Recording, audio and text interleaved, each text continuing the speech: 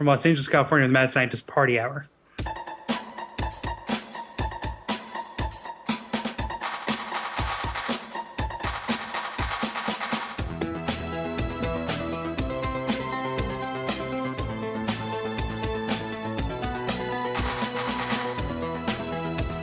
Oh, hello there, friends!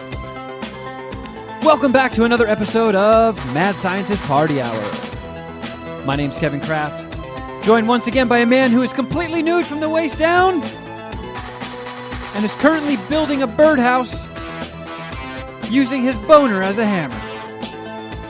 That's Jeff Clark. What's up, everyone? And transmitting to us from a dimension of hair and boogers, the man, the myth, the legend, known as Shuddy Boy. Yo. Brat, brat. Oh, yes. Brat, brat, indeed, Shuddy. Yes, sir. So, anybody else got a boner? Always, when we're recording, I'm always sitting here rocked up. I'm always half chub. I have a fear boner. Because I am... What are you afraid of? He's afraid of success is what he's afraid of, Jeff. He's afraid of the success that is coming his way after tomorrow night. The accolades, the money in contracts that are just going to be dropped at his feet. Sam Kinison couldn't handle it, Kevin. No? Yeah, and Sam Kinison had God on his side at one point in his life. He did. Still. His main undoing was his success. It was his meteoric rise to stardom. And I'm 40. I'm 40. I'm not worried about that. Do we call it that? I mean, you've been out in LA in show business. Yeah. Yeah, when you put it that way, maybe for meteoric rise. But since it's not comedy, since it wasn't necessarily stand-up comedy, would it be a meteoric rise to success after you get your Netflix half hour tomorrow? No. I'd actually argue it was not comedy at all. If I suddenly got like a $10 million contract tomorrow, within 24 hours of me saying this sentence right now, the industry could refer to me as a late bloomer. I'm fucking 40. All right. So like, then you've paid your dues then, if it sounds like what I'm hearing. So you don't need to be nervous about not being green. Well, I'm just don't tell any stand-up comedian that you've paid your dues. No. Because you have not, actually. Well, no, and that's like another thing that I'm like kind of worried about is just being like, oh yeah, I talk into a microphone too, so I can just like sashay over here and do what you guys do, right? Like, I have no fucking misconceptions about that. I definitely think you need to sashay onto the stage. You get a laugh. I do not think that I can just waltz in and do this shit. But I do want to try it. I always have wanted to try it. And I'm a fucking coward. But I'm going to do it. I'm locked in. It's too late to turn back now. This is the closest I've ever danced to it. Like, I've come close before, and then everything falls apart, and it doesn't happen. And I breathe a sigh of relief, and then I retreat into my cave for another 5 years, and then I poke my head out, and I'm like, maybe I should try stand-up once and for all. And then it falls apart, and the series repeats itself. It's like a bitch-ass Ragnarok. What has Carl said about this? She's excited. What side of the fence is she on, mine or yours? I thought you didn't tell her. She really just can't go, right? She really wants to go. And I might just be like, all right, fuck it, go. Yeah. All right. You want to hear me talk about like farting in my butthole and all that stuff? Go ahead. Your funeral. Wait, you have her banned from going? You currently have her on the not allowed to attend list? Yeah. I asked her not to go. Yeah. I mean, she might go home with another funny comedian. Yeah. You don't want that. That would be a bad out. Like I told her, I was like, look, you already don't approve of, Mad Scientist Party Hour's humor. She'd never be like, you have to stop doing that show, or can you tone it down on that show? But like, if she didn't know me, she would never listen to MSPH. She would never like stick a feather in her cap and be like, yes, I'm a part of this group called the Puminati. Yeah, she likes murder podcasts. She likes true crime. She doesn't like 3 grown men talking about their dicks and farting assholes. Well, hey, guess what I'm going to review today? some true crime, some documentary, some murder. Maybe I killed my dad or whatever it's called. Oh, you know it, Shuddy. You fucking know it. Man, you are just like a white woman in disguise, aren't you, Jeff? I am. This is my icebreaker with any single chicks. Yeah. Jeff, don't let them know that you identify as a woman. That was Keep just that between under us. wraps. Yeah, I'm not going to advertise that, especially to my new employer. They would not be cool with it. But yeah, I've been, going over my routine because one of my biggest worries is that I'll space out. And like, let's say you feel 90% prepared. Like, I got this. I'm 90% there. The second you step on stage, that gets bumped down to like 65%. And I can't function on that. Let me ask you something. Passing grade. When you were performing with, I'm gonna say Tiger Box, but even Hate Bean. How did you feel going on stage for those? Like, how did you get through that nerve and realize that you could do it? Just by going out there and doing it a couple of times, or were you not as? Because what it sounds like is you're more afraid of what the stage fright is going to do to you than not necessarily being funny. I'm worried about a lot of things, and they're all competing. They're all competing for first. Okay. And it's like a horse race. Sometimes stage fright will pull ahead, and then it's like your shitty material. Oh, now we got a little change here. Hope you box that trifecta. Because like there is like nice sports reference. Even if I do remember all of my shit, it's like, what if I just memorized a horrible fucking act and really, really shitty, hacky jokes, and it's gonna be an audience full of like my friends. And they're like I'm asking these fucking poor people. I'm not asking them, but a lot of these poor people are just going to go like, ha, ha, ha, ha, ha. Oh, God, these courtesy laughs are fucking painful. This is rough. I hope I don't have to do that. I don't know. I have hung out with you extensively over the last, I hate to say it, 21 years. Whew. I know, God, that was fucking painful to say. You just got like 20 more grays in your beard when you said that. After Friday, I can't get any, I don't think I could feel any older. But to answer your question, Shuddy, the Hate Bean thing at Ellis Mania, it's material that has already been done, and I know that people like, because we're just doing songs that we have already done. And I'm not up there alone. And there's a backing track. And I had props. I had that fake keytar. So, this is just the most stripped. Actually play guitar with Tiger Box at one point? Yeah, and I spent months working on the solo for that Black Sabbath song. And when I got up there and it was time for the solo, a hair from the wig got blown into my mouth and I inhaled and it went down my throat. And then Malice bonked my guitar with her ass and my fingers fell off and I couldn't find my fretting and then I couldn't find the timing again. So I just stood there for the entire length of the solo not playing anything. Okay, well, here are some factors that are not going to be in the stand-up. A wig. Malice bumping the guitar out of your hand with her ass and the wig. So... Yeah, but I could still like pull a Jeff and do a... I love fried shrimp. I fucking love shrimp. And yeah, I know they definitely wouldn't let you live that down. Let me tell you. If I know anything from my experience, God forbid you make a fucking slip up once. Shuddy and I do that at least once a show. Good thing I'll be recording the entire fucking stand up on my phone. I've noticed, and it might be stress-induced, but over the last couple of weeks, I've developed a little bit of a stammer at times. You think it could be related to the weed? No, I think it's mostly when I'm dealing with work stuff and trying to have a thought-out conversation with somebody where I'm not under the influence of marijuana, and I stammer at times, and I think it's just stress related. I don't know what made me bring that up. Oh, misspeaking.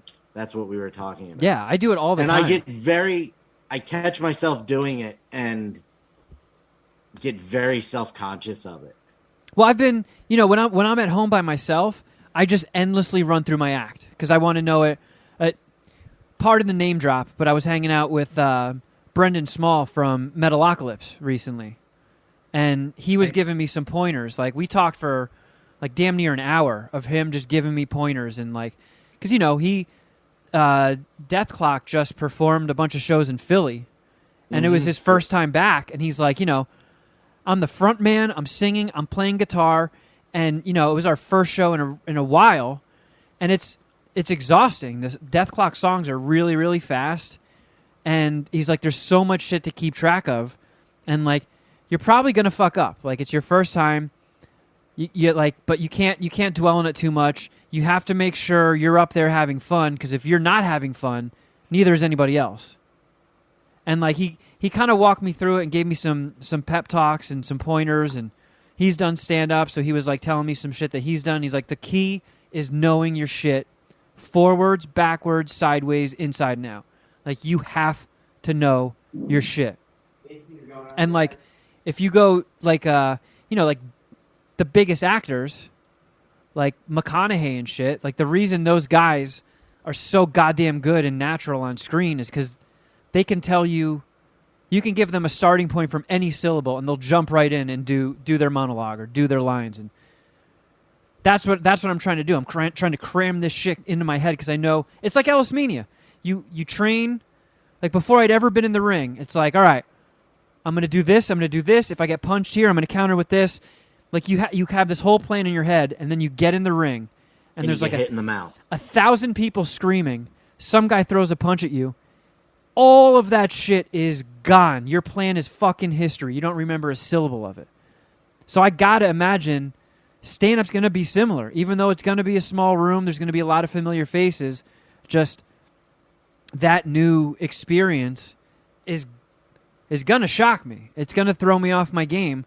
And if I'm not at like 120% now, and I get on stage and that gets knocked down, like it could knock me down to a point. There was a point today before the show. I was just doing loops of my act over and over and over and over and over. And one time I did it, I left out a sentence. And that one sentence being left out completely torpedoed the rest of that bit. Because I got told, I thought I was going to do like 10 minutes. And I timed myself. And all the shit I had prepped was like 12. So I axed some stuff. And then I DM'd the guy putting this whole thing together. And I was like, so what am I doing? Like 10 minutes? Is it cool if I only do 10? And he's like, you're going to do 7. And I was like, oh no. I spent all this time learning the rhythm of this and memorizing the flow. And now I'm losing cues because I have to chop out all this shit. So it used to be like, okay, when you hit this punchline, when you hit this joke, that means you're transitioning to this next point, this next topic. And those markers are gone. So I had to like trim all this fat, relearn it, because there were a couple of times today when I was running through my shit and I just fucking went off into doing stuff that I cut. I was like, oh shit. And if I can only do 7 minutes, I need my closer. I feel like what I've designated as my strongest bit is my closer. Can't cut that. And then cutting other shit, it's like, well, shit, now I'm under 7 minutes. How do I drag? This long-winded rambling point I'm making is I thought I was going to be a little bit more prepared now with 24 hours to go. And I'm not. I think you are more prepared than you think you are. I am choosing to have faith in you, and I cannot wait to hear you tell me that I was right next week. Well, you're always right, Shuddy, so you should listen to me and just have confidence in yourself. I know you can do this. I might text you for a confidence booster before I go up. Hey, listen, if you need to call me before you go on stage for a little bit of a pep talk, I will always answer that phone call. All right. Yeah, don't text me. I'm driving. I'll be driving. Yeah, so there you go. And if that anybody is- wants to participate in this. Yep, give him the deets. Dime Bar, Tuesday night, August 16th, 8 p.m. It's free. No cover, no tickets. Just waltz right into the bar, plop your ass down, and I will try to remember my fart jokes. Do you think I should stop being a bitch and just tell Carl to come? Yes, you absolutely should. I was thinking about it today on the drive home, and I'm like, that's kind of a dickhead thing to do. Like, she really likes stand-up comedy, and her boyfriend of like a year and a half is about to start doing it, and I'm like, don't come. Like, yeah. I understand why you don't want her to come, because I think a lot more of it has less to do with the content of your jokes and more to do with your fear of failing. And she is you need I wouldn't do it without her, because if you do fail, she'll be there to help you. And if you don't fail, she'll let you know. Like if she tells you that you were great and means it earnestly, with your humor not being hers, then that'll boost your confidence even further. Like, the things that bum me out is, like, I talk about farting, and we all know how I feel about farting in front of girls. Kevin, you're 40 years old now. You should be able to break that barrier. This is a great opportunity for that. So that topic is discussed in my act. And she's going to be there hearing it. Has and the I also, topic been discussed with her? No. I also talk about how horrible my butthole is. So it's like, I only have 7 minutes of stage time, and a decent part of it is talking about farting in my horrible butthole. And then she has to come up and kiss me. Well, maybe you take the butthole part out and put in one of the other things that you cut. I can't. It's too funny. You're most confident about your butthole. Yeah. Ah, man, that's tough. Oh, rocking hard place you're stuck in between there. Do you see? Do you see this goddamn conundrum? I say you don't invite her. Guys' night out, dude. Guys' night out. She's not allowed. Is Katie going to be there? Probably. Then I don't see how you can ban Carl from Katie coming. is there for every show we do. She's heard all of these stories, and it's like I don't mind talking about that stuff in front of an attractive woman because she's married to my boss. It's like, all right. Once that's a factor, you know. Do you see a future for you and Carl, or is this temporary? Jesus Christ, Shuddy boy. Whoa! Because you're gonna the point is, Kevin, is at some point you're gonna have to have these fucking conversations with her. Yeah, I know. And so my point is just better go outside now. if you're gonna bust ass, or I'm gonna fine you if you bust ass in here. Yeah, just do it now. Just do it now. All right. I'll text her and I'll be like, "Look, I was being a dick." Make sure you tell her that I said this, because I feel like she likes Jeff more than me because they've actually interacted, and I don't. Yeah, because she met me. Yeah. So I need some sort of thing other than I have a massive toy collection and I make you look like an adult. I don't know. I'm very happy with the role you play. Yeah, I could share your her contact information with you. You rat bastard. You rat fucking bastard. I think you should invite her, and I think you're going to do well. That is my official stance on both matters. I will say this. I've started feeling more comfortable with my material. Like, I know I'm not going to go up there and be fucking Bill Burr. That's an impossible standard. But I'm fairly confident I can go up there and not just completely whiff. Gallagher. I could be Gallagher. Yeah.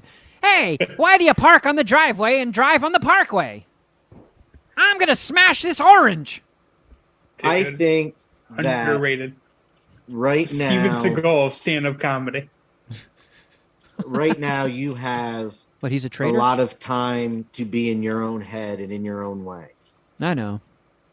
And I think once you get on stage, that's going to, or even in the club, you'll still have nerves, but I think all the background noise and stuff happening at the time is going to allow you to get out of your own way. We'll see. And I think I'll also chug a beer to help me mellow out a little bit. And I know there's friendly faces that are going to be there. You know, Stevie B's coming out, Dustin's coming out.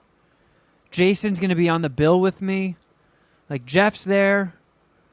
I'm sure, like, Boognish, I think, is coming, and I'm sure some other Puminati will probably pop in. I just feel like maybe seeing some friendly faces will ease me down a little bit. And if I bomb, we can just fucking laugh about it together. Be like, it's fucking happening! It's happening! Right now! Yeah. I'm actually going to pick that time to smoke my first cigarette of the year. I'll go outside. If that's it. If I see the wheels coming off, I'm actually going to take up smoking cigarettes. Looks like I just got verified on Parlor. I have to go call my bosses about this. Fuck you. I'm stopping at a 7-Eleven picking up a pack of smokes before I come. Just bring some tomatoes and just throw them at me when I start whiffing.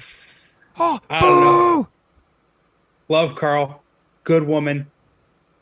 Do women make things chiller? Like you're saying, you got your people there, you got your friends, you got friendly faces. Do women ease the tension? Okay, so to answer your question, I would argue no. I would actually argue no. I initially thought if I go up on stage and I do my usual poo-poo, dookie, butthole, fart-themed humor, I will be so in my head with Carl being in the audience, like it's hard enough thinking like, ah, man, this audience is judging me. What if I fail? But it's like, fuck, all these people and my girlfriend are out there judging me. I know she hates poopy caca shit. And like, I just thought that would fuck with me. That would be in my head and fuck with me. Like every gross joke I make, it's like, ah, man, she's like falling further and further out of love with me. Like the last thing I need is to be more in my own head. But now I'm starting to think, what a jerk off I am. Like, this is a big moment. Like, I've been in entertainment for like 17 years. I've always wanted to do this. It's finally happening. Whether it's good or bad, this is like a milestone moment in my life, as pathetic as that sounds. And I can't even let my fucking girlfriend be there for it. What a dick. It's not pathetic. And just think about it on the inverse. If you wanted her to go and she's like, no, I'm not coming, how would you feel? Awesome. No, if you wanted her there. No, he heard it. Yeah. Oh, okay. I mean, I can't imagine wanting her to be there. Like, the past couple girlfriends that I've had that couldn't give a flying fuck about my podcast was the greatest thing in the world. It was awesome. Because, like, in order for comedy to be funny, at least the style of comedy that we do, the more honest you are, the more embarrassing you are, the better. And it's like if you're all in your own head and it's like, oh, man, I can't talk about my whack butthole because my girlfriend might hear about it and then get bummed out that I have a whack butthole. It kind of doesn't fit. But knowing that I had a girlfriend who was like, oh, you do a podcast with your buddies? Cute. No interest. Awesome. Fucking awesome. And when I met Carl and she was like, I love podcasts, my heart dropped out of my chest. No. Whereas I've always have taken the inverse stance and been like, hey, I do a podcast and like announce it all over the place. You want girls hearing about you eating your boogers? Not particularly. Not now that is a topic of conversation, but Not now. Prior At what point did you want revelation, them to listen to the podcast? when were you directing chicks to the MSPH podcast? When I was drinking heavily and peeing in a soda bottle. Nobody pisses in a Mountain Dew bottle like I do. Fair enough. The rat poison bottle, the good old days. Whenever, however it breaks out for you, Kevin, I think you're going to come through on top. Either way, man. I don't know. It's a tough decision on the whole. We need Carl to start thing. workshopping. I would tell her not. Should I text her right now? Ahead, We'll have to start workshopping the title for your Netflix half hour. I technically, not technically, I am voting for her not to come. I'm voting for you not to tell her to come. That's what I'm saying. Why do you think what I said will come true? I'll be too in my own head about her disapproving of my infantile jokes. It's just another element, another part of your brain that's being used up that doesn't help your act. I should be able to get over that. I should be able to get over that. You should be able to, and also, Kevin, that leaves Jeff as your support system if it goes wrong. Just named a whole bunch of people, including the guy he does comedy with every fucking week. Not me. That's the boss, Ellis. I don't know. I think it's a very simple approach the way I'm going about it, right? You're saying it's a big day. I argue it's just one of many days, hopefully, of you doing stand-up, and it's not that big of a deal, but it is your first day, right? You obviously have anxiety. We've been recording this podcast for 20 minutes. That's what we're talking about. So on top of that, mixing in a girlfriend who, who you got to be, you're going to be concerned with how she feels. I mean, she's going there with you. You're leaving with her. I don't know. To me, it adds another element of just brain energy that you probably don't need. You already being like, can I remember this? Is it funny? Delivery, timing. And then it's what does Carl think? It's too much. And I don't care. What if I get her? I fucking love Carl. Whatever. So I'll drink with Carl and watch you embarrass yourself. And what if I get Carl a V for Vendetta mask? And I'm like, all right, you can come in the audience, but you have to be V the whole time. You have to be part anonymous. Yeah. That wouldn't be any more distracting than her just going. So that sounds like a great idea. It sounds like another great Kevin Kraft idea. You should do that one. You know what, Jeff? You should just fuck yourself to death. Man. Whatever. I'm not going to this fucking thing. I'm burnt out on laughing. You're burnt out on cons. I don't know if I can do laughing anymore, guys. I've just been doing too much laughing lately. I told Carl the story about when I made those girls cry at the bar by making fart noises at them. When they were trying to get tickets from Jeff for the Clippers, right? That way back in the day story. Yeah. And she was like, you got to put that in your act. I was like, I don't think that'll flow. I don't know how to exactly plug that into the stand-up format, but yeah, making girls. You cock block an Earl. We should talk about that. Yeah. All right. Well, whatever. Fuck me. We'll figure it out. It's gonna happen. Time passes. This is locked in. It's happening. It sounds like a lot of people are going. Is this a big bar? Have you ever been to this bar to see stand-up? No. Never been in there. I don't know what it looks like. All I've heard is that it's... You probably should have done that. It's, just do a recon mission? Yeah, just to see what it was like. Get the feel of it. From what I heard, it's not a comedy club. It's actually a bar. And on Tuesdays, they do stand-up off in the corner. And there's apparently a bunch of regular barflies that hang out there, and they're kind of annoyed that comedy is happening. So you've got the cranky old Muppets in their balcony, and then seats where it's kind of on you to fill them. Yeah, there's no promotion. Not really. It is. There's no tickets. What have you found in your sleuthing, Shuddy? It's tiny. Yeah. Good. Well, it's you putting it in Quakertown terms? No, the cellar wasn't that big, right? That was I'm thinking in New York. Yeah. I mean, I'd say the cellar.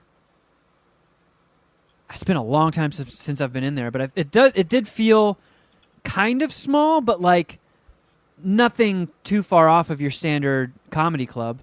Even the Comedy Store has 3 different rooms, but they're all not, massive.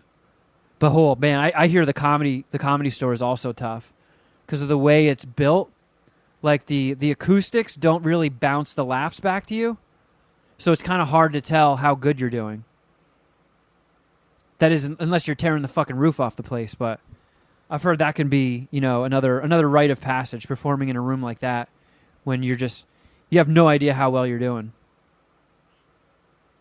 Man, I have to poop. That's just nervous poops. I've had it for like 2 weeks now. I'm pooping like 5 times a day. And it's not just like sit down, fart 3 times, and a rabbit turd comes out. It's like 4 big boy turds a day. You're a grown young man. Love it. It's just anxiety. I was going to say, is it all the roughage you were eating? Human fecal matter. No. I've been mostly eating ruffians for a while. Oh, my tits are coming back. They're starting to fill back up with milk because I can't do push-ups. Maybe that's what I'll do. If I start bombing, I'm just going to go full Gigi Allen. I'm going to take my shirt off and just titty fuck myself. Is this what you want? Like this? Like this? And then Carl just is like, all right, I'm leaving him. Here are the keys. You take them, Jeff. You give them to him. I can't finish this. I'm nervous for your and Carl's relationship after this. I'm not, because he's going to kill it. All right, well, whatever. Yeah, do we have things to review? Yeah, we have films to review. Fuck yeah. Oh, Shuddy, you watched Prey, didn't you? I watched, yes, Prey immediately after recording. Well, not immediately. I had to cook my dinner, but then while I ate, I watched Prey. I like how you even Shuddy yourself. I watched it immediately after. Actually, nope.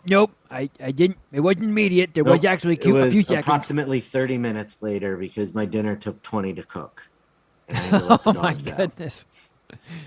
So what did you think? I enjoyed it. I did.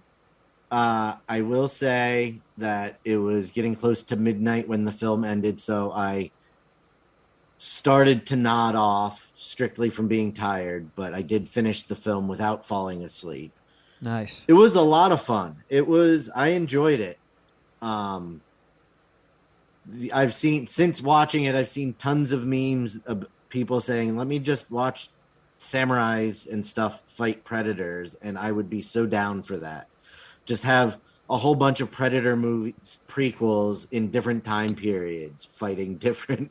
Oh my god, dude. Samurais versus fucking predators. Pirates versus predators.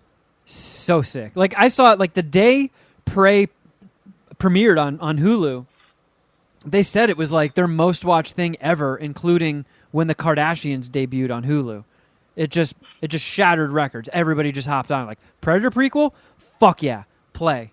And immediately, day one, before I'd even seen it, people were saying the same stuff. Like do this for every fucking time period. Caveman versus predators. Yeah. I would watch I probably watch every single one of them. But that samurai concept, that gives me woodies. Yeah, that would be fucking awesome. Let's go. Actually, never mind. I was about to say something epically stupid. Oh?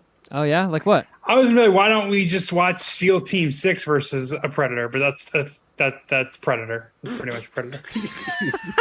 Yeah, you'll get like some great action movie stars. Yeah, what if you got Arnold Schwarzenegger and Carl Weathers in it? Yeah, that's why I self-edited, as Gordon would say. Man, I really wish you wouldn't do that, Jeff.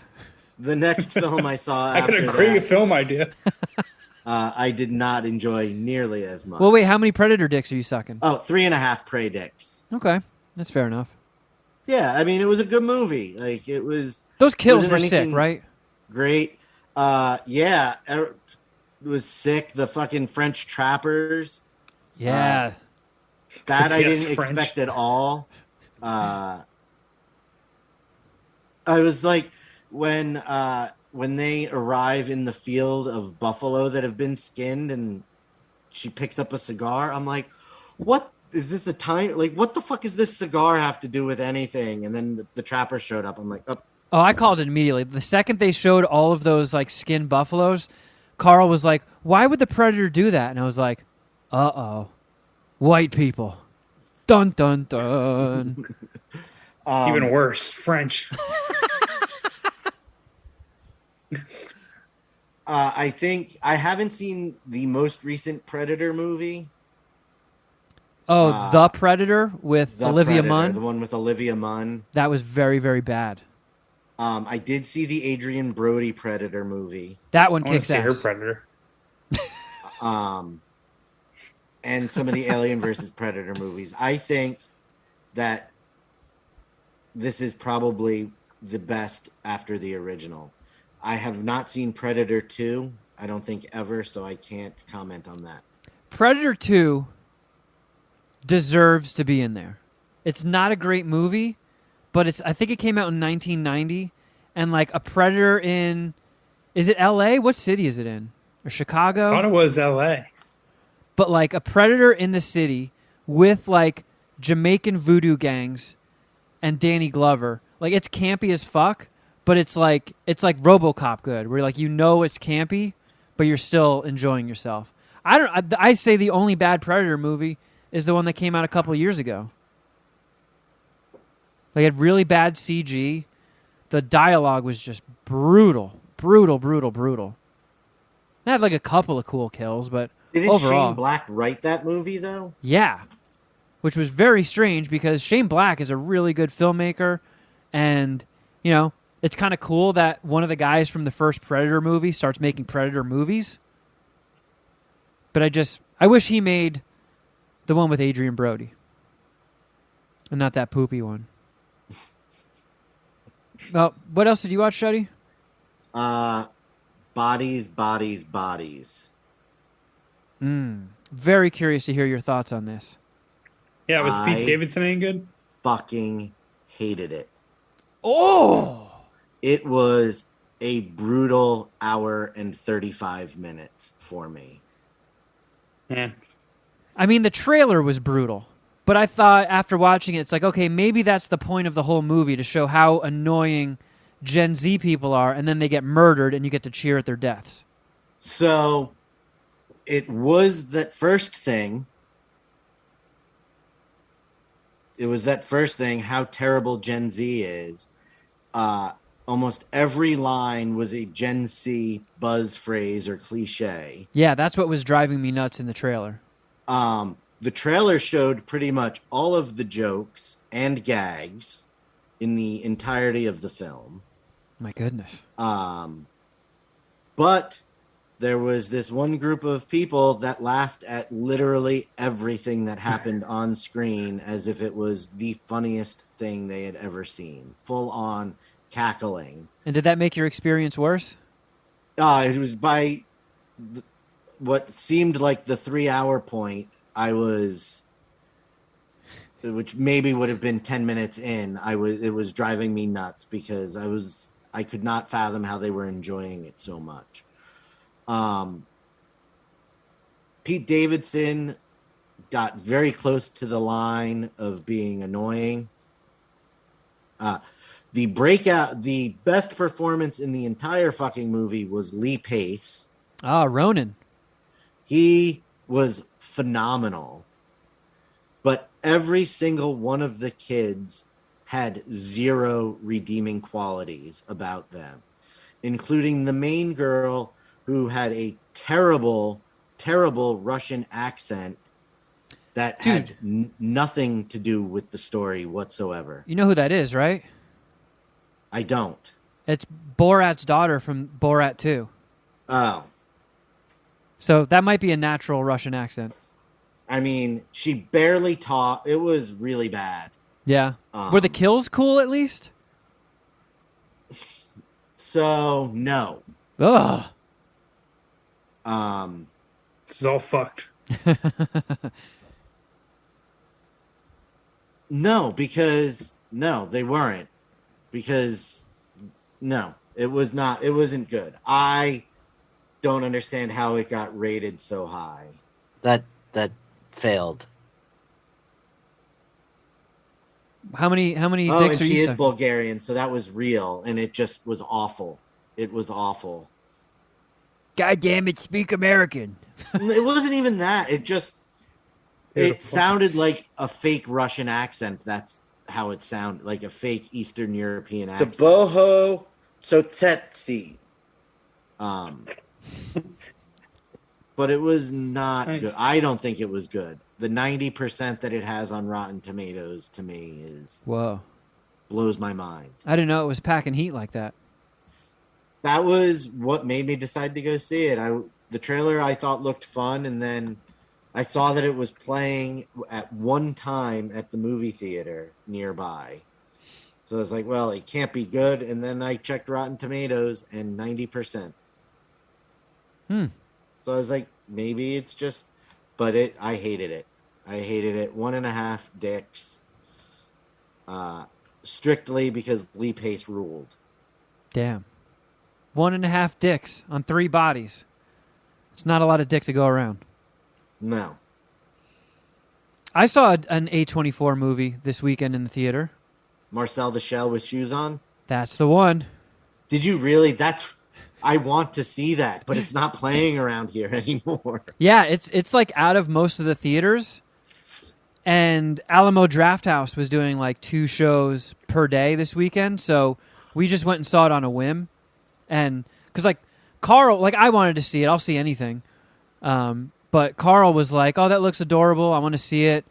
Neither of us were familiar with the YouTube series that it's based on, but it's just like a tiny little shell with a googly eye, and he's got like little legs and sneakers on, and it's just like a little claymation thing with Jenny Slate doing like a little nasally voice for it. And that was basically all I knew going into it. Like I'd seen the trailer, looks cute, probably going to be super cute. And it was. The It was- YouTube videos are fucking hysterical. Yeah, I think they're so good. I had never seen them, and the whole movie plays out like a mockumentary. Oddly enough, the guy who actually directed the movie plays himself, Dean Fleischerkamp, and I worked with him when I was working on Brody Stevens' Comedy Central show. Like he came on and directed an episode, so it was weird seeing him like in that movie and talking, and his name pops up all over it from time to time because like the whole plot of the movie is Marcel the Shell lives in a house that this couple used to live in, and they moved out, and it became an Airbnb. And I think just about all of Marcel the Shell's friends and family, these weird little sentient shells, and there's even a fucking tampon in there. There's like a sentient tampon. Like they all are just gone, and Marcel wants to find everybody and becomes an internet star, and people want to like get Marcel on 60 Minutes and find his missing family. And it was cute. It was a cute, uplifting, positive 90 minutes. A little sad. Definitely tugs on your heartstrings a little bit. But it was interesting, and I feel like as far as like Jeff would hate it. It's a little too positive for Jeff. How were the jokes? The jokes were, it definitely had a brand. And a lot of it was just relied on Marcel being a little bit clueless about life and just saying things that he does that are like weird and quirky, but says them like they're everyday things. So they were cute. With a little bit of innuendo thrown in there sometimes. Yeah, because there was a part where Marcel's in the tub and says that he finds these little curly hairs at the bottom of the tub and likes to straighten them out. And for a PG movie to make pube jokes, that's a thumbs up. That's how the YouTube videos were. Like it was all delivered just so very innocently and stuff, but like it was funny for the kids with the way it was delivered, but it was funny for adults because of the innuendo that was hidden in there. I think it might be a movie that gives you another check in the win column for A24. I have a feeling it would. I definitely think that Marcel the Shell with shoes on would have been a much better experience than Bodies, Bodies, Bodies. Fair enough, yeah. Yeah, I mean, I'll suck 3.75 Marcel the Shell dicks. It's, worth a watch. I don't think it'll be like a classic that I'll buy on 4K and just watch over and over and over, like I did with Event Horizon, which I'm so fucking pumped about watching this weekend. God damn it. Twitter has been constantly pushing out Event Horizon stuff because it's like the 25th anniversary. Wait, so you're watching it this upcoming weekend? You haven't seen it yet? Not since I got it on disc, no. Well, 4K. Gotcha. I got the new limited edition 4K Steelbook that's so fucking cool looking. And Carl's never seen it, so we're going to watch it this weekend. Because we're mid-August. This is around when I start hitting the horror movies big, up to Halloween. Was Carl on board with spooky season last year? Yeah, she likes horror movies. She gets She really... specifically like spooky season, though. Listen, you sons of bitches. Don't put stupid words If in you're your gonna mouth. start the horror movies now, then we're gonna start spooky season now. It's not spooky. It's scary. Spooky season. Spooky is for babies, Shuddy boy. Damn it. Is Event Horizon is the birthday this weekend? What day did it come out? I don't know, but like for like maybe a week or two now, a lot of like entertainment magazine like Twitter accounts have been tweeting about it, and like horror people, death metal people that I follow are all into it. It's like because that's Paul W.S. Anderson. Hey guys, today Today? is the day it came out. Oh man. Okay, August let me go get the 15th, 1997. Happy birthday, Event Horizon.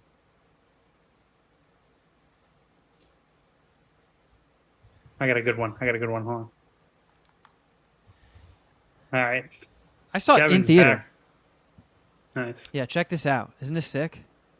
You should invite Carl over tonight to watch out with you so she can get used to horror shows. Get used to horror show. Oh, you son of a bitch. You son of a fucking bitch. Yeah. I worked on that while you're doing your Mr. Burns walk over to your DVD rack to get it. You should. Your whole stand-up should be you walking on and off the stage. You're fucking hilarious. Hey guys, here's my best bit. Yeah, diggly, diggly, diggly. Here's me going to get my drink. Yeah, this is for you, Jeff. I love fried shrimp. I fucking love shrimp. I'm gonna keep my smile on because I earned it. And I feel good about that. It's the first time I ever feel good about you playing that button. You turned around to walk away, and Jeff goes, "Hold on, I got one." And I just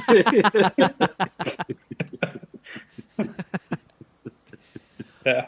Look I had how to clear cool. the runway. Look how cool this sleeve is. Yeah, I saw that when I was at your place the other night or the other day. It was sick.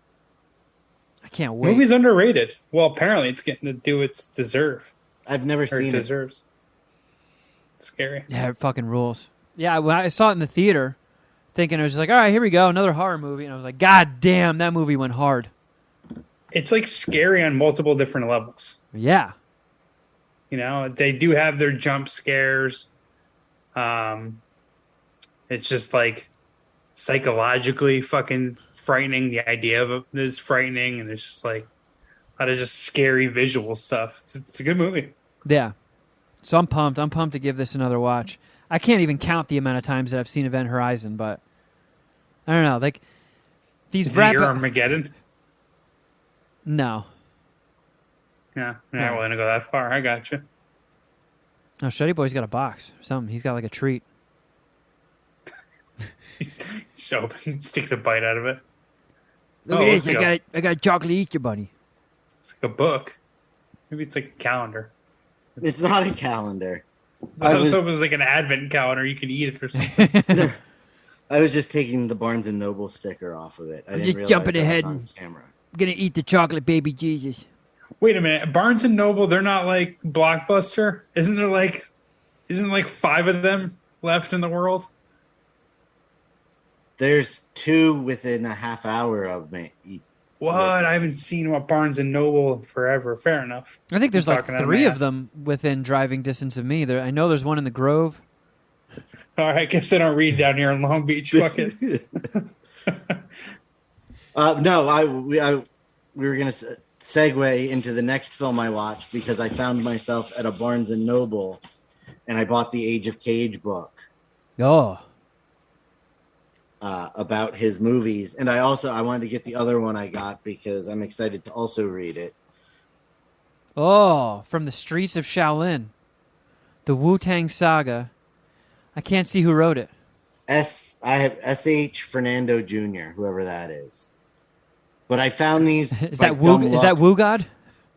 Or you God? Yeah, I feel like your Wu-Tang infatuation interests sparked pretty closely to when your He-Man stuff sparked.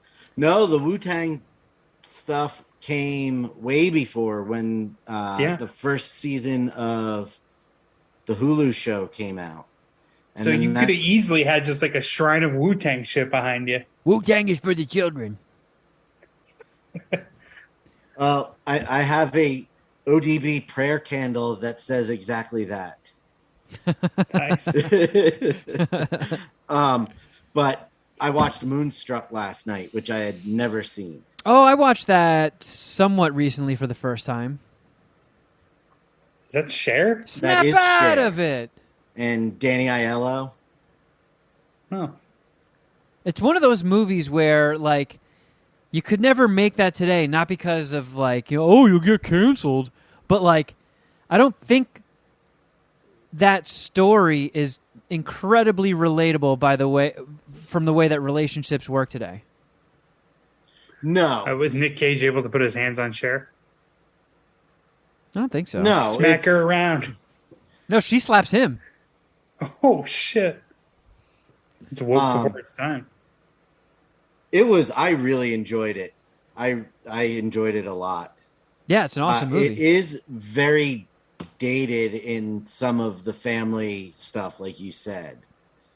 But coming from an Italian family, like the dynamic was something very familiar. And even the decorations inside Cher's parents' house, like I went to relatives' houses in North Jersey that looked identical to that, like the real old-timey wallpaper, all the wood, the pictures. It was either old-timey pictures of family or religious iconography on the wall, every wall in every room. It was a lot of fun. Cher was excellent in it. She got an Oscar. Nicolas Cage. It was before What he a fixed gem. his chompers. What a gem. Yeah. After he pulled his teeth out for a movie. Yeah, I feel like the one thing with Moonstruck is if the events in that movie played out in real life, it would have an ending that resembles nothing of the ending of that movie.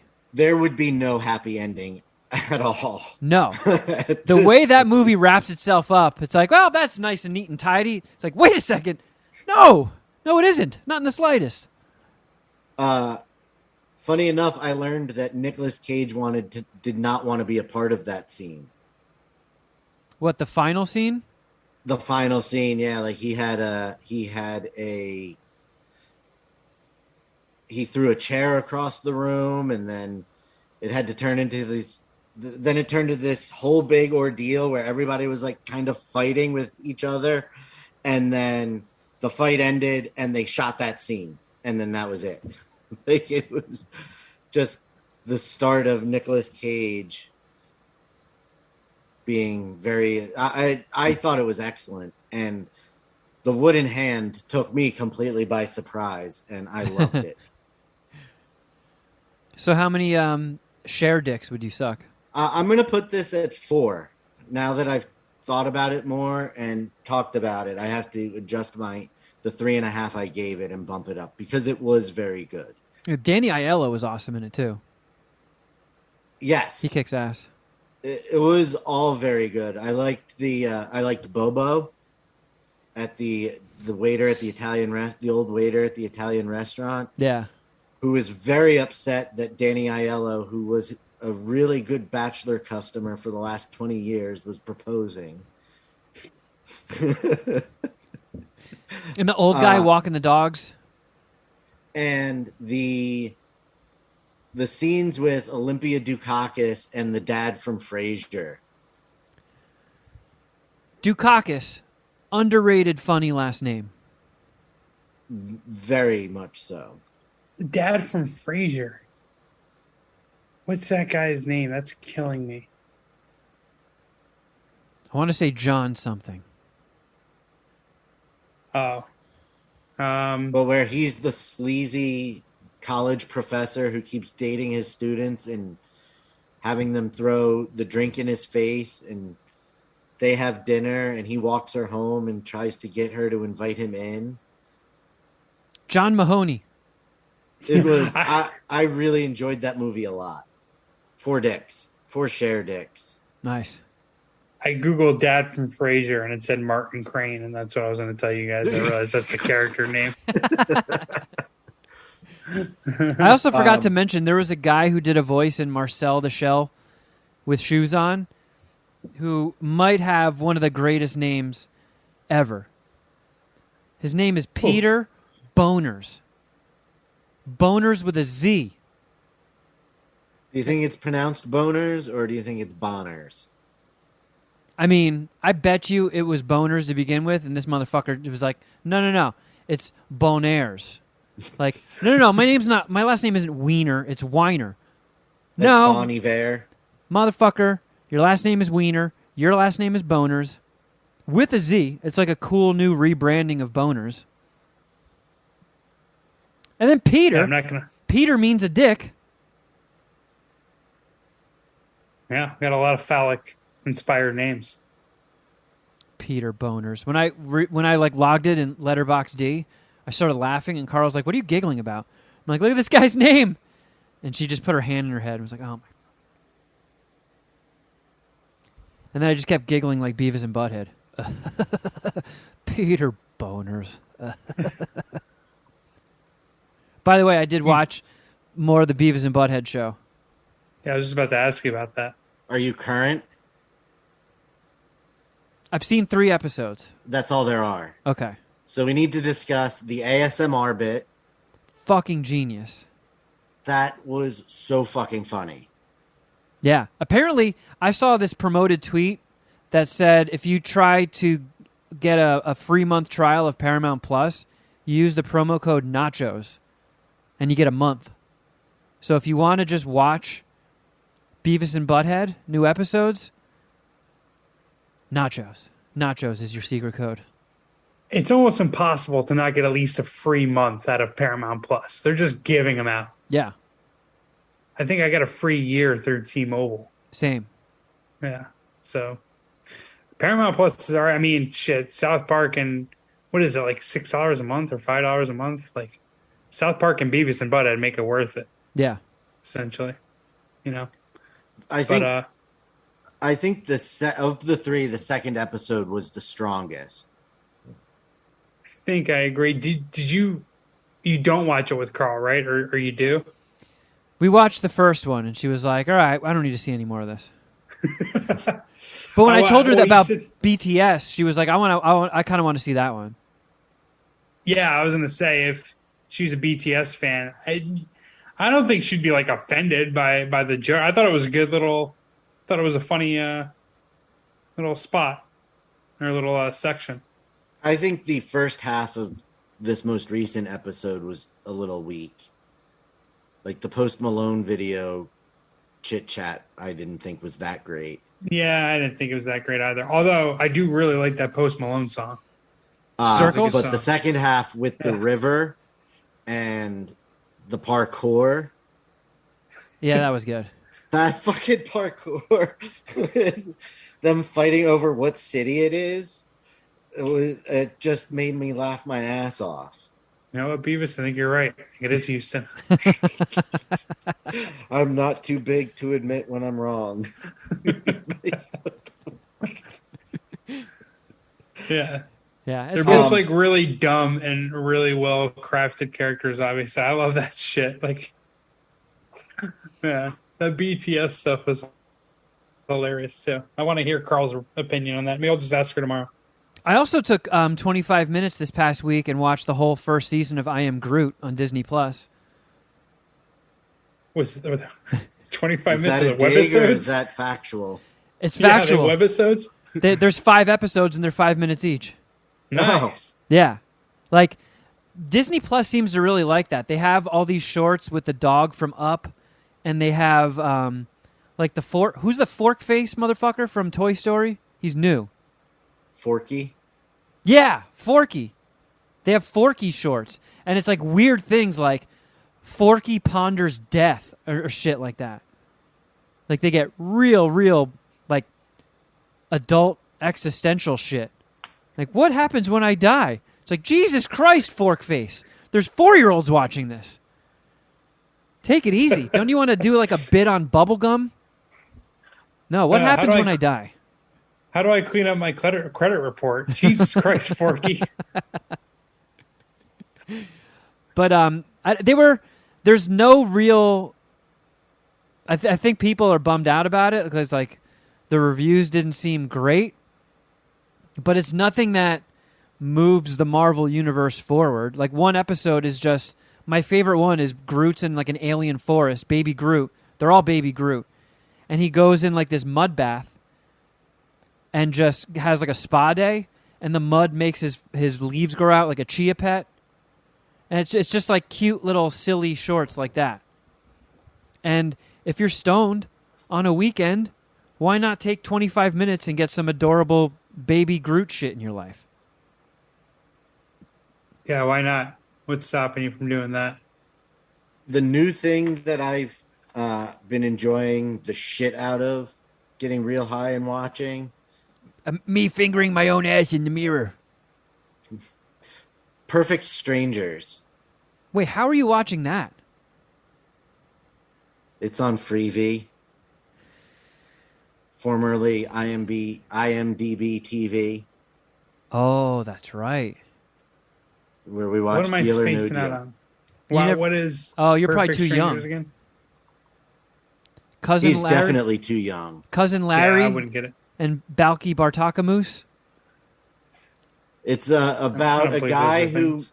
moves into his first apartment in Chicago, and then after he immediately moves in, his long lost or very, very distant cousin that he's never met from a made-up Mediterranean island of Mypos shows up at his door to live with him and learn about Mypos. America. So it's like Mork and Mindy. It is from the guy who did Mork and Mindy, yes. It's not broke, don't fix it. I get it. And Was it it's- missing Robin Williams? It's a little bit cheesy and campy, but I didn't remember it being so slapstick. And it's a lot of fucking. I've just been smoking a bowl and watching it and just giggling at everything because it is really funny. And the Bronson Pinchot as Balky Bartakamoose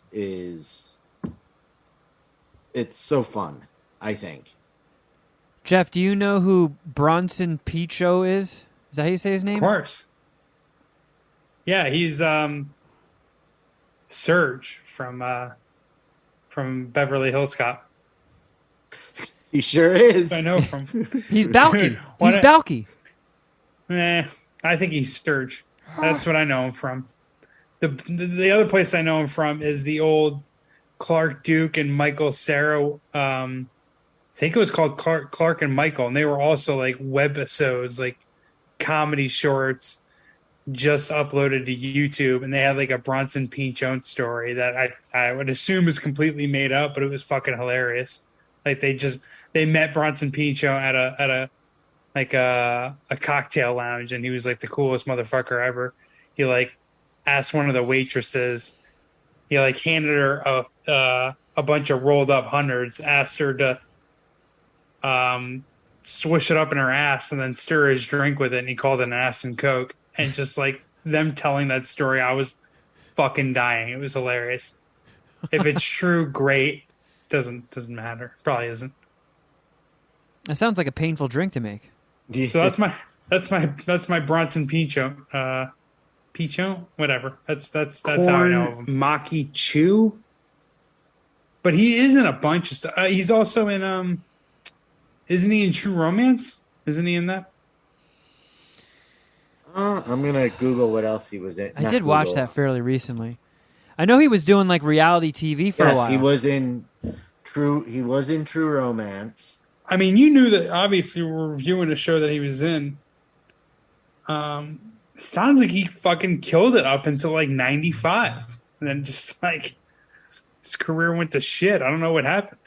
He might He's have gotten in a movie from 2013 called Kung Fu and Titties. Joke's on you, Jeff. His career was great.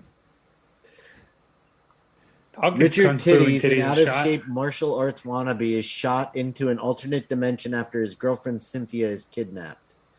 This is definitely an independent film.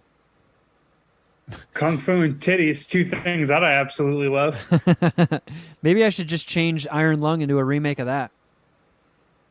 Speaking of two things that I love, I have something to review too, but I talked about this in the last podcast. I've been getting into like these random Reddit subreddits, and really how I get there is because I'm subscribed to pretty much a bunch of free OnlyFans accounts on Reddit. So, I'll check that out to end my night, sometimes to start my day even. But I'll randomly like click into like a topic subreddit or a topic Reddit. And there was this one, for like, hey, it said, hey, Reddit ladies, what's the weirdest thing a guy's ever done in bed?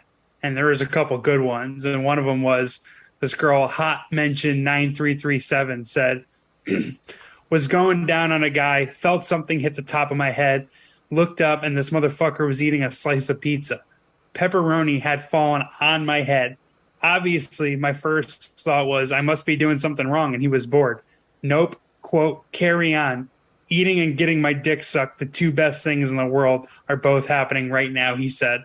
I couldn't even be annoyed at him when he laid it out like that. That's just like, two best things in the world. I agree. Eating and There's no way fellatio. Either person in this story was attractive.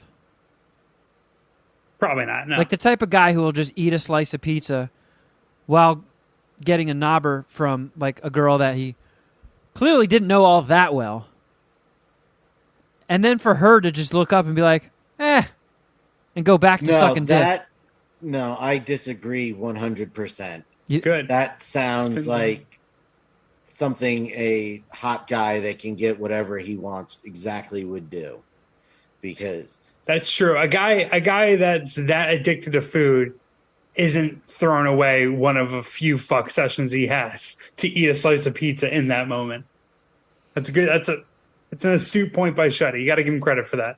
I don't know. Yeah, like he's almost at that point like negging the girl. Like, yeah, you're sucking my dick, but this pizza's also important right now. Like, that reminds me of that porn clip that you used to see every once in a while of a girl who was like eating this guy's ass, and then she's like, ew, and then she like took a break and went to go back in, and the guy just fucking farts right on her tongue. Oh, yeah, what was that on? E-Bombs World or something? Something along those lines. Porn bloopers. I always believe that was a real video. Oh, because she was calling bullshit? No, she was pissed. Like, yeah, she's like, it's hilarious. Ew. And she goes, you motherfucker! And like punched him in his ass. And then when he turned around and he's laughing, he had a boner. And she slapped it. And it was like, like when she whacked it. Like she was so pissed off, she punched him in the ass and then bitch slapped his boner. Like, that's a guy who has had so much sex that he's just like, yeah, I'm getting my ass eaten right now, and it's prank time. Yeah, like yeah. we have a common friend that could say pretty much anything he wanted to a girl because of how good looking he was, and Shuddy, I'm right here. Suffer no consequences. Like, it just, of course, that girl is gonna be like, yeah, he's hot and he laid it out plainly. So yeah, he kept sucking his dick. So let's just say he was famished. He wanted a slice of pizza. Let's just say this pizza knobber guy looks like Ryan Gosling. Mm-hmm. If you're pulling shit like that, like a girl is sucking my penis, perhaps one of the greatest things that could ever happen to a man. I'm going to jeopardize this. There. I'm going to jeopardize this by reaching over for a slice of pizza, and I'm going to eat some pepperoni pizza right over her head. This guy has 100% like rallied for a Blumpkin. This is the type of guy that eats the pizza knows that he is not in a position that anything is going to change what is happening. Yeah. Like he's got the supreme confidence that he can do whatever he wants and she's sticking around. That guy farts in front of his girlfriend for sure. That guy Dutch ovens his girlfriend. For sure. He's probably pooped on his girlfriend without her consent just to see if he can get away with it. He gives her a Dutch oven and then he's like, hey, you know what? While you're down there, while your head's under the covers, might as well, Yep, don't come up until your chin is dribbling. I got one more for you guys if you guys are interested. Did you like that first one? Fuck yeah. All right, this one's from Terrestrial Trinket. She got 4 awards on this post and 12,000 upvotes. So she really killed it. But many years ago, I hooked up with a guy I casually knew who was a bouncer at a club. He wasn't a big, beefy bouncer guy. He was a skinny and quirky blonde hair guy. Imagery for the story. At the time, I didn't have a stable place, so I was driving as we made our way to his apartment. Along the way, he insisted that we stop at the grocery store. All he bought at the grocery store was a package of hot dogs. I thought it was odd, but really didn't think much about it. Well, we get to his house and start doing the deed. He's an awkward fella for sure. A few minutes in, he pauses and opens his package of hot dogs whilst right on top of me and starts shoveling them into his mouth and chewing vigorously. He said he needed them for stamina. Holy shit, what a strange night I'll never forget. Now that's weird, but my favorite is the top comment that was asked, that was voted up to the top below it from Harry's alter ego. He said he needed them for the stamina. Did the hot dogs help? And I just thought that was the funniest because that is the essence of a guy question. Like, well, wait a second, hold on. Did it work? Because I might try it. Did it help his performance? Because if I could get a 25 to 50% better performance, fuck it, I'll eat raw hot dogs. You know what I mean? I just thought it was hilarious that it was like, hey, did it work? Well, here's the thing. Even if it did work, I don't think the girl is now going to appreciate your newfound stamina after eating raw hot dogs in her face. No, but if you know that, maybe you get some hot dogs down right before you do the thing. Like, hey, I gotta go to the bathroom. You leave a package of hot dogs in the bathroom, and you come back with hot dog breath. Like, I'm curious to move. To poll the women of the Puminati and if you are going to get the most earth-shattering orgasm of your life, would you tolerate a man shoveling raw hot dogs into his mouth while he's pumping you? Whilst on top of you, yeah. Whilst, she used that word too, whilst. I read that correctly. I just thought it was, to me, the funniest thing was the guy, well, does it work?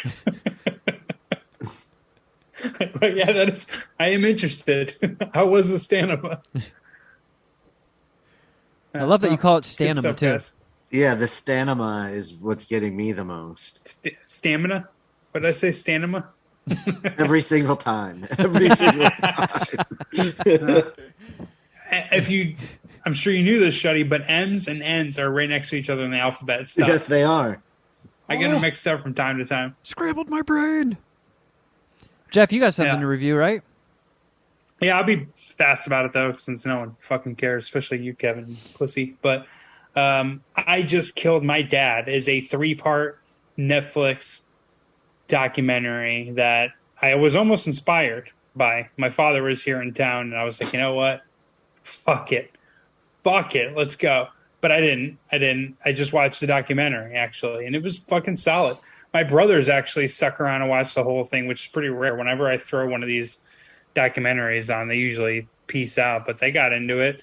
And it's about a kid who was 17 at the time who murders his dad, shoots him a couple times in the body, then once in the head as like an execution kill. But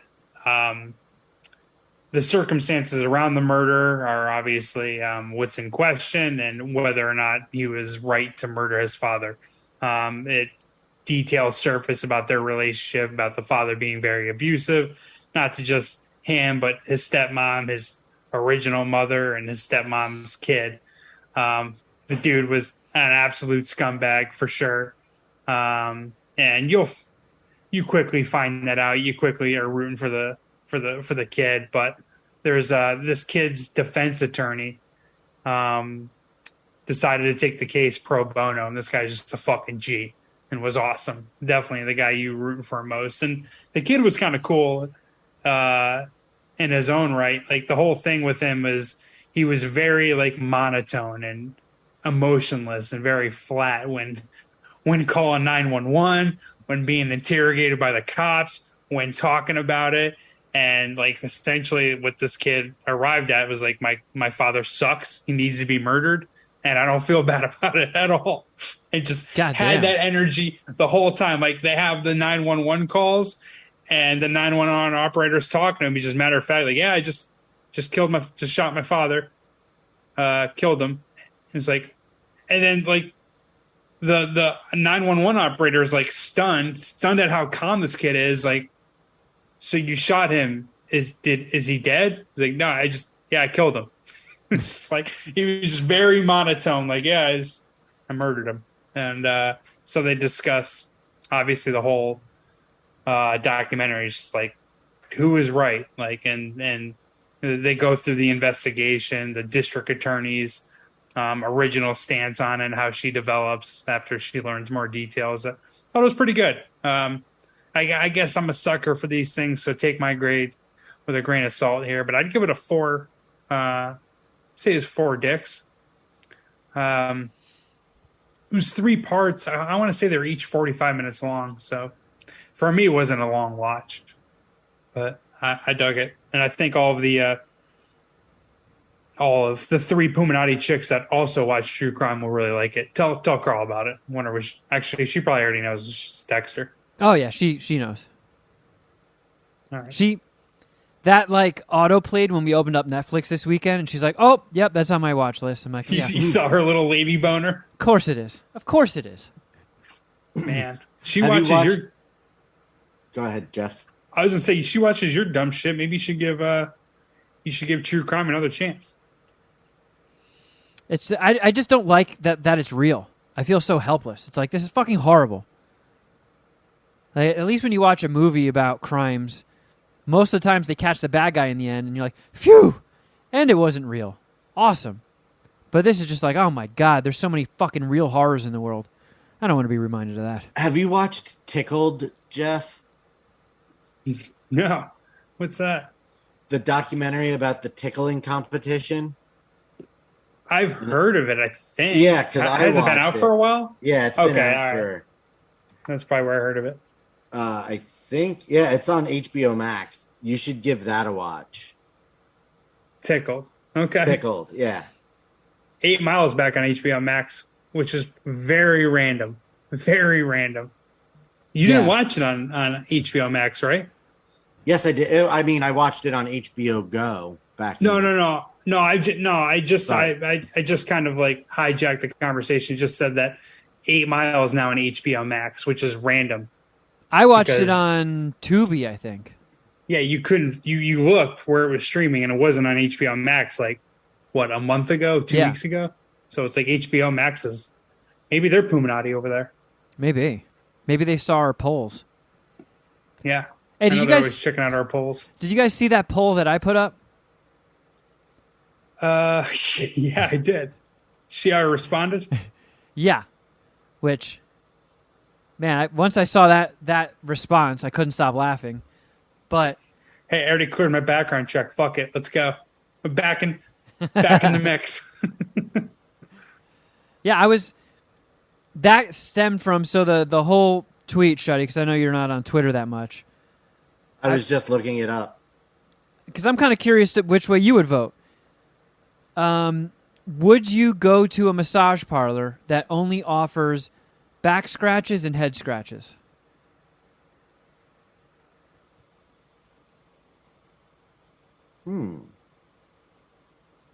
It's a reduced cost, right?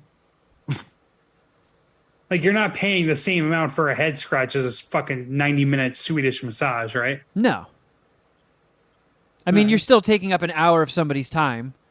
So, You gotta get an hour worth of back scratches? Yeah, it's an itchy back. like I don't know, 30, 40 bucks for an hour? And somebody with like nice nails just like scratches your back and scratches your scalp? I probably would. I enjoy a good scalp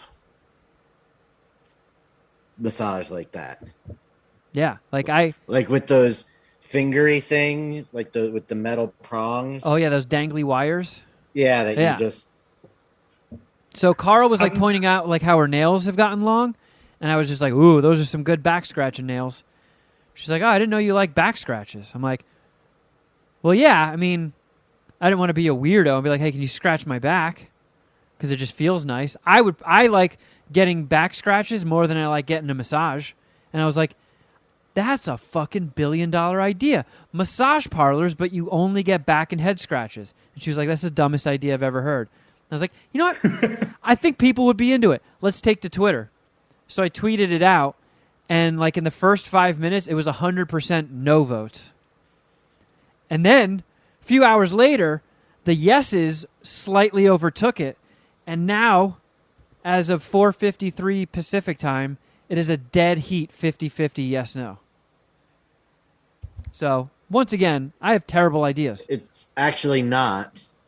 It's because of my vote, it is at 50.7% to 49.3%. The yeses have it currently? The yeses have it currently. Nice. With 17 hours left. 134 votes.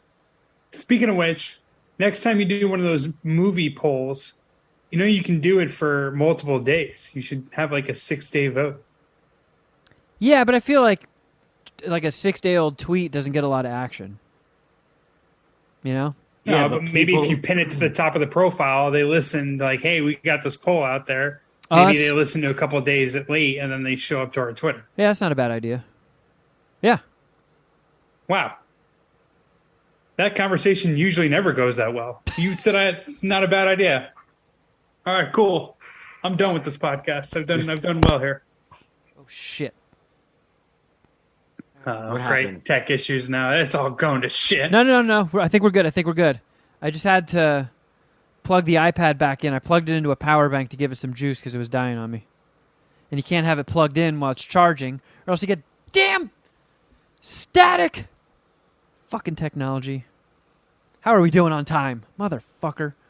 We got some time I left. think we're almost at the voicemail email portion. I think you're right. I think we should do it. But I don't remember where the intro went. It moved. Ah! Voicemails, You don't know. yay! Let's do it. Time to chip away at Mount Voicemail. Let's see. Where are we? Oh, man, it's taking a long time to load. I hope that doesn't mean... Yep, got a shitload more new voicemails. We will never catch up. Never. All right, I believe this is where we left off. Damn, what? PH, it's Sean again. A fucking broken record, but I'm gonna get Jeffrey Clark eventually.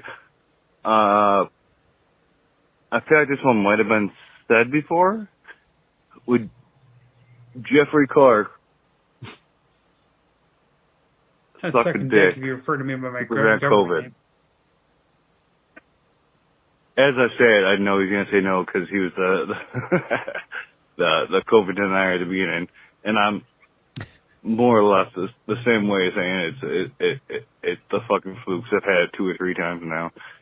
But come on Then you have now, a Patreon for the to nation, cancel. for the world, would you suck dick to prevent COVID? Come on, Jeff, it's on your shoulders. Come on, you know how selfish Jeff is. He doesn't give a shit about America. I think I did suck this dick though when this happened, or when this question was first brought up. Because I mean, COVID was just terrible. I actually got super lucky. I kept a job. All the sports were put on pause, so I didn't gamble. So I saved all the money from my job. I was forced to. This podcast, based on unfortunate circumstances, blew up more so, because the serious COVID moves. Yep. But it was, I don't know. I feel like now we got to get serious, or I have to get serious to at least suck this dick. COVID is just the worst time we've ever been, any of us ever been alive. It's the worst, right? I mean, we all agree, right? It was fucking terrible. Yeah, I guess I'll suck this dick for the world, not just America. I will Harry Stamper this penis, save the world. There you go, Sean. You won. You got him to suck a dick. Yeah, I hope you're happy. Got a dick in my mouth. Good job. What up, boys? It's your boy Daddy Dirty Dick, Triple D, a.k.a. Buck Nasty. I was going to say, as far as Dragon Ball Queef goes, such a fantastic show. You guys are talking about... What'd he say? Dragon Ball Queef is an amazing show. Oh, okay. Or he said it sucks really bad, I think, maybe. Yeah. That's probably what he said. Possible movies for Jeff to watch. I don't know if you guys like the Full Metal Alchemist series, but I love that one. It's probably one of the greatest starter ones. You mentioned Attack. Full Metal Alchemist. It was on Cartoon Network on Toonami. We're getting some weeb talk. Yeah, he's both kind of low, volume's kind of low, and his whole sentence is one word. He's I don't know. It sounds like it's all, you know what I mean? It's all bungled up, jumbled up words. But I'm trying to follow along. Full Metal Alchemist. You guys are familiar with that? I'm aware that it exists. I don't know anything about it. I've never watched it. I know about it as well. Is that it's a thing? But it sounded like he was also talking about watching a movie too. And Dragon Ball Queef, we just watched an anime episode. Oh. On Titan too. I wish there was a specific episode that really encapsulated the whole series. I feel like we'd have to pick and choose too much for Jeff to get exactly the Game of Thrones feel to it. But I'm gonna say I love everything you guys do. I'll talk to you next time. Well, thank you, Dirty Daddy Dick. No, Daddy Dirty Dick, not Dirty Daddy Dick. Dick, Dirty Daddy. You're making us look bad. You're being very disrespectful to Puminati. Thank you. Shut up, Jeff. Daddy Dirty Dick. Triple D. Let's just call him Triple D. Yeah. Easier to remember. Mad Scientist Party Hour. Oh, that was loud. What's up, my dudes? I just want to send out a special shout-out and thank you to Jeff Clark for helping me to invent what I consider to be a pretty funny and useful new term. And it's all due to him. Being himself. For me. He's was instrumental in this creation. So thank you, Jeff. Thank you so much.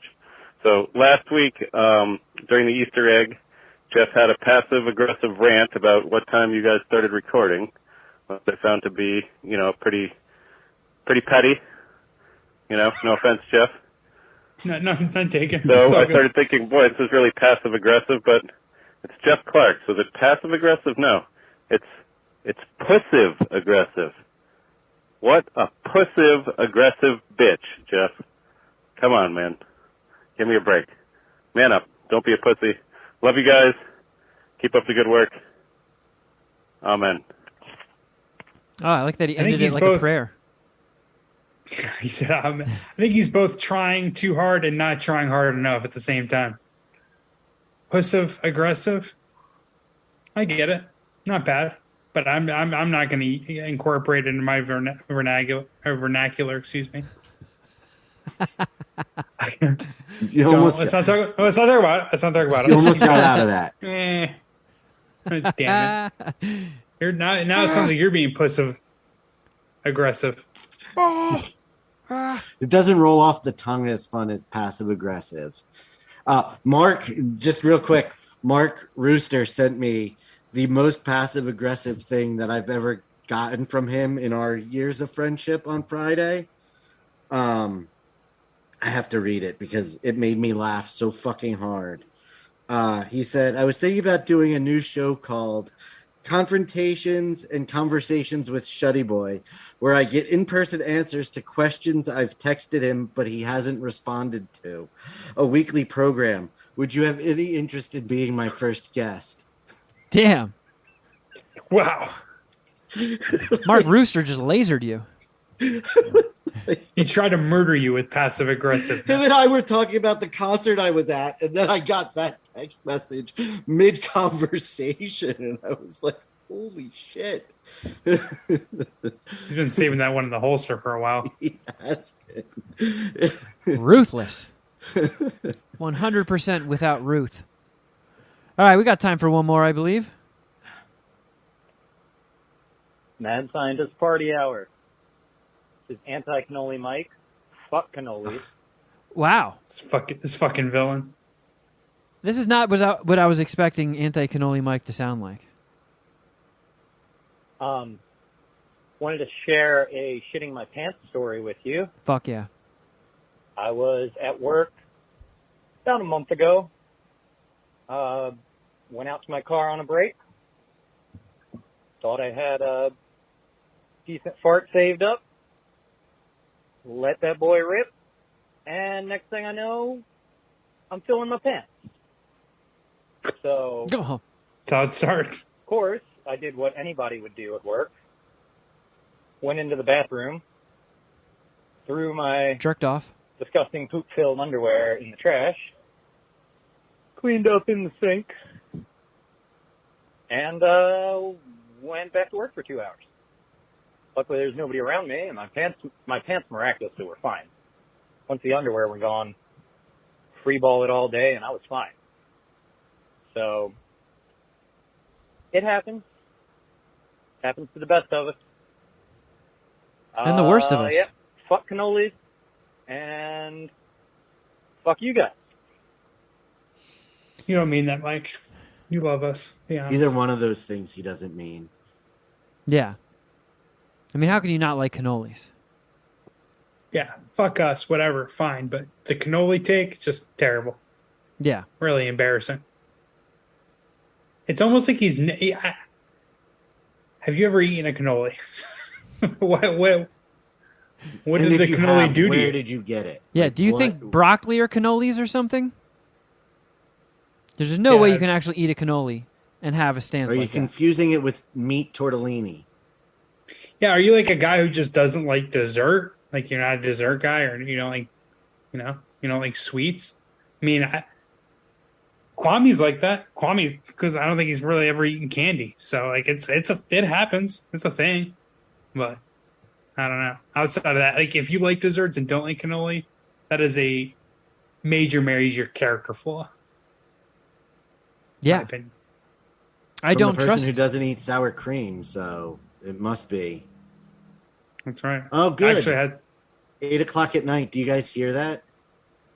No. Oh, the asshole next door neighbor is fucking with his go-karts. 8 o'clock. Perfect. He has go-karts? Yeah. Like Mario Kart? I think bigger. I've never actually seen them, but they go racing on the weekends. Man, is he an asshole neighbor all the time, or just this is just a bad situation? No. I like to joke that we're living next to the Burbs house because Hans Klopek. I'll have to take a picture of what the house looks like. It looks like nobody lives in it.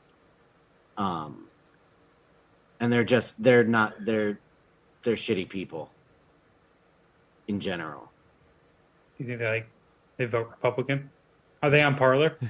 Probably. They probably will be absorbing your content.